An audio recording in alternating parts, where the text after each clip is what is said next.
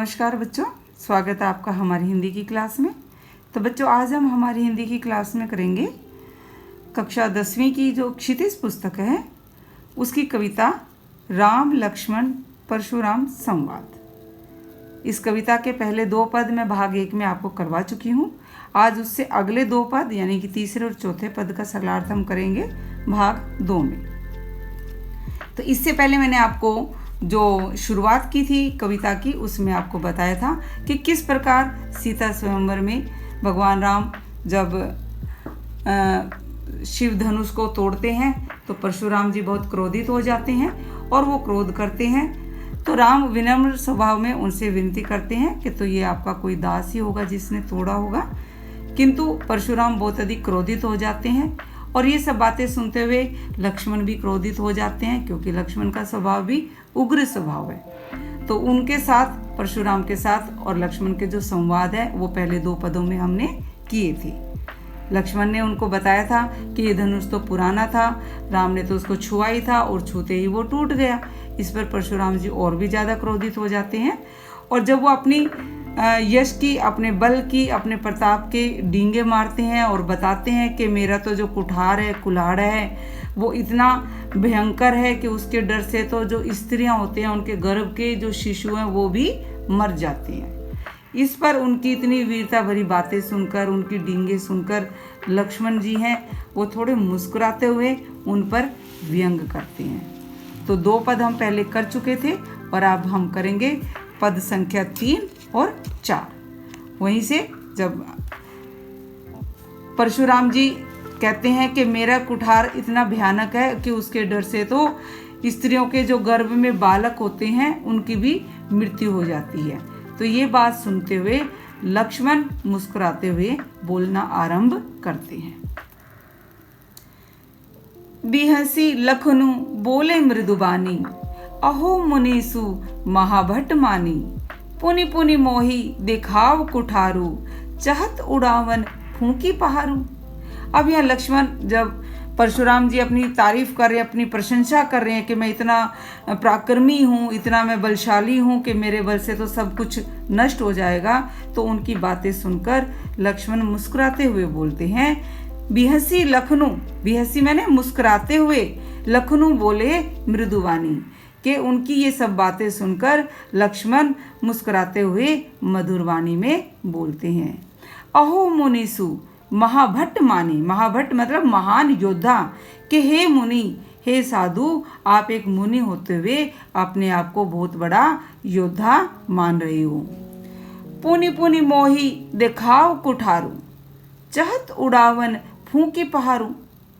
पुनि पुनि माने बार बार, क्या आप बार बार मुझे अपना कुठार दिखा रहे हैं, अपना कुल्हाड़ा दिखाकर डराना चाह रहे हैं। क्या चाहते हो? चहत उड़ावन फूंकी पहारू, फूंकी मैंने फूंक मारकर, पहारू मैंने पहाड़, उड़ावन उड़ाना, कि क्या आप फूंक मारकर एक पहाड़ को उड़ाना चाहते हो। अर्थात लक्ष्मण के कहने का भाव है कि आप बार बार मुझे अपना कुल्हाड़ा दिखा रहे हो, क्या आप समझते हो कि फूंक मारकर एक पहाड़ को उड़ा दोगे। अर्थात लक्ष्मण भी कम योद्धा नहीं है। यहाँ कुंभड़वतिया को नाही, जे तर्जनी देखी मरी जाही, देखी कुठारू सरासर बाना, मैं कछु कहा सहित अभिमाना। फिर लक्ष्मण भी अपनी बात कहते हैं कि यहाँ मैंने यहाँ, कुंभड़वतिया, कुंभड़वतिया एक बहुत ही काशी फल बोलते हैं जो तरकारी के रूप में काम आता है। वो बहुत ही कच्चा फल जो होता है उसके बारे में बात होती है। वो बहुत नाजुक होता है, मतलब उसको अगर हम हल्का सा भी छू देंगे तो वो बेल से अलग हो जाता है। तो उसी के बारे में लक्ष्मण अपनी वो देते हुए कह रहे हैं कि यहाँ कुंभड़वतिया को नाही, कि यहाँ भी कोई कुंभड़वतिया नहीं है। अर्थात अपने बारे में बात करते हुए कह रहे कि हम भी कोई कुंभड़वतिया फल के समान कमजोर नहीं है। जे तर्जनी देखी मरी जाही, कि जो तर्जनी उंगली देख के ही मुरझा जाएंगी। तर्जनी उंगली होती है हमारे अंगूठे की साथ वाली उंगली को तर्जनी उंगली बोलते हैं। तो यहाँ पर लक्ष्मण वही बात कह रहे हैं कि यहाँ भी हम कोई कुंभड़वतिया नहीं है, कोई काशीफल नहीं है जो एक उंगली के छूने से ही बेल से अलग हो जाएंगे, मर जाएंगे। देखी कुठारू सरासर बाना, मैं कछु कहा सही तभी माना। कि मैंने आपके कुल्हाड़े और धनुष बाण को देखते हुए ही जो कुछ भी कहा है वो अभिमान के साथ कहा है। कि अर्थात मैं आपसे डर नहीं रहा हूँ, मुझे आपके सरासर धनुष बाण और आपके जो कुल्हाड़े हैं वो सब दिख रहे हैं, और इनको देखते हुए ही मैंने जो बातें आपको कही है वो बड़े अभिमान के साथ कही है। भृगुसुत समझी जनेऊ बिलोकी, जो कछु कहूँ सहो रिस रोकी। सुर महिसुर हरिजन अरु गाई, हमरे कुल इन्ह पे न सुराई। फिर देखो उनके क्या बात कर रहे हैं ब्राह्मण होने के ऊपर। लक्ष्मण कहते हैं कि भृगुसुत समझी, कि मैंने आपको भृगु के पुत्र समझते हुए, जनेऊ बिलोकी और आपके जनेऊ को देखते हुए, जो कछु कहूँ सहो रिस रोसी, कि आपने जो कुछ भी कहा है सहो सहन किया है, रिस रोकी, रिस मैंने क्रोध को रोकते हुए। कि मैंने आपको एक ब्राह्मण पुत्र समझते हुए और आपके जनेऊ को देखते हुए, आपके जनेऊ के मान करते हुए, जो कुछ भी आपने अब हमारे बारे में कहा है उस सब को अपना क्रोध रोककर सहन कर लिया है। सुर महिसुर हरिजन अरु गाई, हमरे कुल इन्ह पर ना सुराई। क्या करे? सुर, सुर माने देवता, महिसुर ब्राह्मण, हरिजन भगवान के भक्त लोग, अरु गाई और गाय, के देवता ब्राह्मण भक्त और गाय, हमरे कुल इन्ह पर ना सुराई। सुराई मैंने सूर से सुराई बनाए, वीरता, कि हमारे कुल में इन सब पर वीरता नहीं दिखाते, अर्थात हमारे कुल में इनके साथ युद्ध नहीं करते। बधई पापू अपकीर्ति हारे, मारते हूँ पा परिये तुम्हारे, कोटि कुलस सम बचन तुम्हारा, व्यर्थ धरु धनु बान कुठारा। कहते बधे पापू, कि यदि इन चारों को, किन की बात हो रही है? देवता, ब्राह्मण, भक्त और गाय, कि अगर इन चारों का वध करते हैं, बधे माने वध करते हैं, तो पाप लगता है। अपकीर्ति हारे, और अगर हार जाते हैं तो अपकीर्ति, कीर्ति क्या होता है? प्रसिद्धि, और अपकीर्ति बदनामी। अगर इनसे हम हार जाएंगे तो वैसे समाज में हमारा अपयश होगा, हमारी बदनामी होगी। तो इसलिए हमारे कुल में इनके साथ युद्ध नहीं करते। मारता हूँ पाप परिये तुम्हारे, कि मारता हूँ, अगर आप मुझे मारेंगे तो भी पाप परिये तुम्हारे, मैं आपके पाँव माने पैर, आपके पैरों में ही गिरूंगा। अर्थात यदि आप मुझे मारेंगे तो भी मैं आपके चरण छूंगा, आपके साथ युद्ध नहीं करूंगा। कोटि कुलिस सम बचन तुम्हारा, कोटि माने करोड़ों, कुलिस वज्र, सम माने समान, बचन तुम्हारा, कि हे ब्राह्मण आपके जो वचन है, जो आप बोलते हो वो तो करोड़ों वज्रों से भी कठोर हैं। व्यर्थ धरु धनु बान कुठारा, क्या आप तो व्यर्थ में ही, बेकार में ही, धरु माने धारण करते हो, धनु बान कुठारा, क्या आप तो व्यर्थ में ही, बेकार में धनुष बाण और कुल्हाड़े को धारण करते हो। आपके तो वचन ही करोड़ों वज्रों से भी कठोर हैं। यहाँ देखो, यह सम आयत उपमा अलंकार। सो बिलो की अनुचित कहेऊ छमु महामुनि धीर, सुनि सरोष भृगुवंश मनि बोले गिरा गंभीर। अब ये दोहा क्या कह रहे हैं कि जो बिलो की अनुचित कहूँ, लक्ष्मण क्या कह रहे हैं कि यदि आपको लगता है कि मैंने कुछ अनुचित कहा है, क्षमहु महामुनि धीर, कि हे धैर्यवान मुनि, आप वो धैर्य वाले हैं, आप मुझे क्षमा करें। क्षमहु माने क्षमा करें। सुनी सरोष भृगुवंश मणि बोले गिरा गंभीर। अब ये सब सुनकर, सरोष माने क्रोध सहित, भृगुवंश मणि, भृगुवंश के मणि अर्थात परशुराम, बोले गिरा गंभीर, वो बहुत ही क्रोध में और गंभीर स्वर में बोलना आरंभ करती हैं। अर्थात लक्ष्मण की जो ये अब तक इतनी बातें लक्ष्मण ने कही है, इन सब को सुनकर जो परशुराम है वो क्रोध में बहुत ही गंभीर स्वर में बोलना आरंभ कर देते हैं।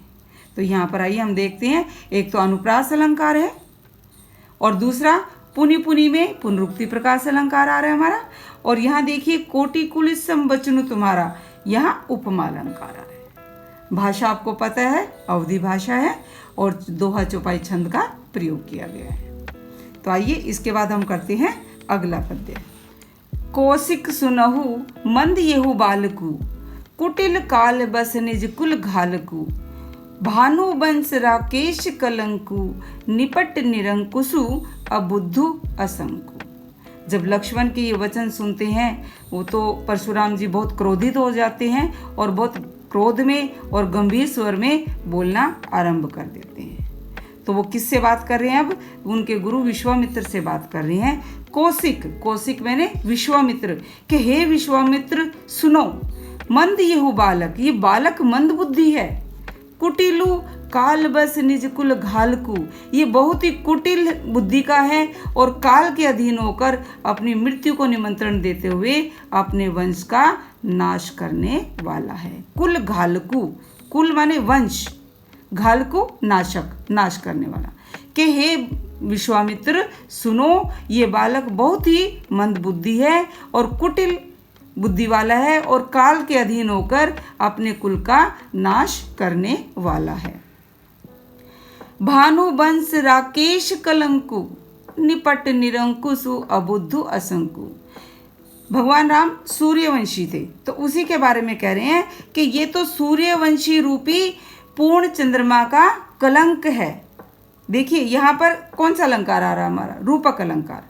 क्या कह रहे हैं कि ये तो सूर्यवंशी रूपी पूर्ण चंद्रमा का कलंक है। निपट निरंकुशु अबुद्धु असंकु, कि ये तो निपट निरंकुश तानाशाह, अबुद्धु बिना बुद्धि का और असंकु निडर, कि ये बालक निपट बहुत ही तानाशाह बिना बुद्धि का और निडर बालक है। ये तो सूर्यवंशी रूपी पूर्ण चंद्रमा का कलंक है।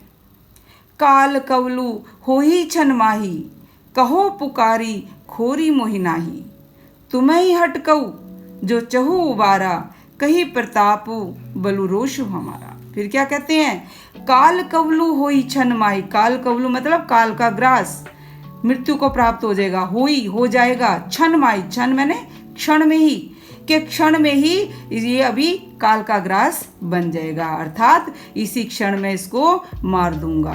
कहो पुकारी खोरी मोहि नाई, कहो पुकारी, कि मैं सबको पुकार पुकार के कह रहा हूँ। खोरी मोहि नाई, खोरी माने दोष, कि फिर कोई मेरा दोष मत बताना, कि मैं अभी सबको चिल्ला चिल्ला कर समझा रहा हूँ, बाद में कोई मेरा दोष मत बताना।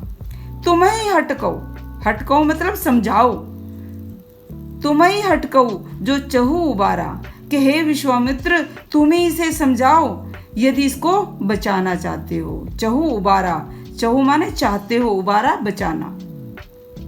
कि हे विश्वामित्र तुम ही इसे समझाओ यदि तुम इसको बचाना चाहते हो। कही प्रतापु बलु रोषु हमारा, कही मतलब कहो, प्रतापु प्रताप, बल और मेरे क्रोध, कि इसको मेरे क्रोध, मेरे प्रताप, मेरे बल, मेरी शक्ति के बारे में समझाओ, तो और इसको मना समझाकर इसे मेरे क्रोध से बचा लो। लखन कहेऊ मुनि सुजसु तुम्हारा, तुम्ही अछत को बर नहीं पारा, अपने मुंह तुम आपनी कहरनी, बार अनेक भांति बहुबरनी। जब परशुराम ये विश्वामित्र जी को कहते हैं कि इस बालक को तुम ही समझाओ यदि बचाना चाहते हो, इस बालक को मेरे ताकत, मेरी शक्ति, मेरे क्रोध के बारे में बताओ, तब लक्ष्मण फिर से उनको क्या कहते हैं, ध्यान से सुनेंगे।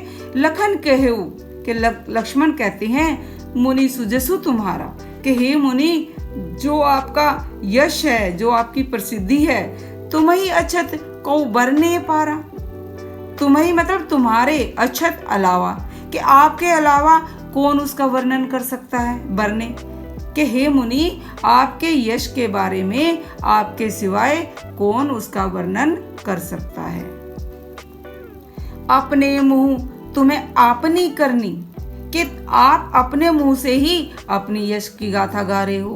बार अनेक भांति बहुबरनी, आपने अनेक बार अनेक प्रकार से अपने यश और प्रताप की गाथा मुझे सुना दी है। अर्थात वो परशुराम जी विश्वामित्र को कह रहे हैं ना कि इसे समझाओ, मेरे प्रताप के बारे में बताओ, मेरे क्रोध के बारे में समझाओ इसको। तो उसका जवाब देते लक्ष्मण कहते हैं कि हे मुनि, आपके यश के बारे में आपसे अच्छा आपके अलावा और कौन वर्णन कर सकता है। अपने मुंह तुम्हें आपनी करनी, कि आप अपने मुंह से ही अपने बारे में बता रही हैं। बार अनेक भांति बहुबरनी, और अनेक बार आपने अनेक प्रकार से उसका वर्णन कर दिया है। बरनी माने वर्णन किया है। नहीं संतोषु ता पुनि कछु कहू, जनी रिस रोकी दुसह दुख सहु। वीर व्रति तुम्हें धीर अछोबा, गारी देत न पाहु शोभा। क्या कहते हैं कि नहीं संतोषु, कि अगर आपको अब भी संतोष नहीं है, कि आपको अब भी अपनी ये संतोष नहीं है कि आपके यश के बारे में अच्छे से नहीं बताया गया है, तो आप पुनि कछु कहू, तो आप दोबारा से फिर से बता दो। जनी रिस रोकी, जनी मतलब मत, रिस क्रोध, कि अपने क्रोध को मत रोको। दूसरे दुख सहू, और उस क्रोध को रोकने का जो कठिन दुख है उसको सहन मत करो। अर्थात लक्ष्मण कहते हैं कि आपको अगर अब भी संतोष नहीं हुआ, अगर आपको अब भी तसल्ली नहीं हुई, तो आप दोबारा से अपनी गाथा, अपने यश की गाथा कह दो और अपने क्रोध को रोककर इतना कठिन दुख मत सहन करो। वीर व्रति तुम धीर अछोबा, गारी देत न पाहु शोभा। क्या कहते हैं कि हे मुनि, आप बहुत ही वीरव्रति और धैर्य को धारण करने वाले हो, आपको ये सब शोभा नहीं देता। गारी देत न पाहु शोभा, कि आप जब इतने बड़े गुरु ब्राह्मण होते हुए गाली देते हैं तो ये बातें आपको शोभा नहीं देती।